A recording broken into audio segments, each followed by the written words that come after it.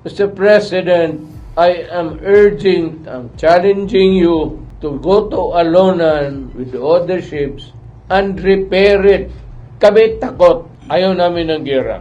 Kung sa kanya, hindi ba kagera pagkos andyan yung Navy, di gawain mo. You have the ironclad guarantee of the Navy that they will, US Navy, that they will all die for the Philippines.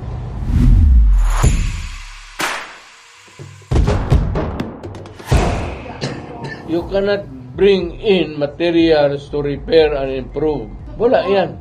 So, totoo, Mayor? Totoo yan. Na mayroong agreement? No agreement. As is, where is. So, bawal ang construction materials? Well, ganun. As is, where is nga. Kasi kung Sierra Madre pa lang, if allowed, matagal na repair yan, nakauwi na yan dito. And is it binding sa present administration? Well, if he's brave enough, kaya gusto ko sabi ko, nandyan mo kaya yung Amerika, why don't the Philippine Navy get itong panghila at repair it? Or, wag na yan. Nandiyan pa kaya ang Amerika? Occupy the islands and drive the Chinese away.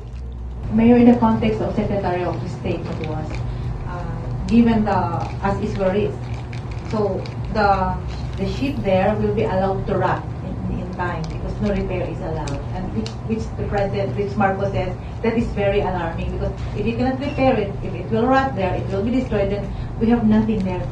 Kaya ito sabi ko kay Marcos, stop complaining and expounding on it. Do it and repair. Yan ang sasabi ko sa kanila. I challenge them na sila man sa gobyerno ngayon, di i-repair nila at gumawa sila doon ng mga bahay-bahay kung saan if they are really ready for that. Gawain na nila ngayon gusto nilang gawin.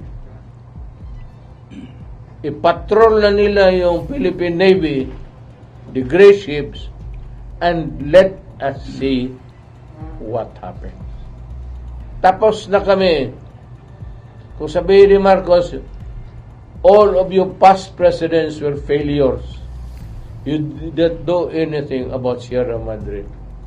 Mr. President, I am challenging you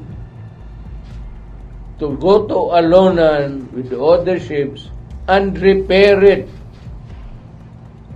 Yan ang dapat following your di subukan nila. Kami takot. Ayaw namin ng gera.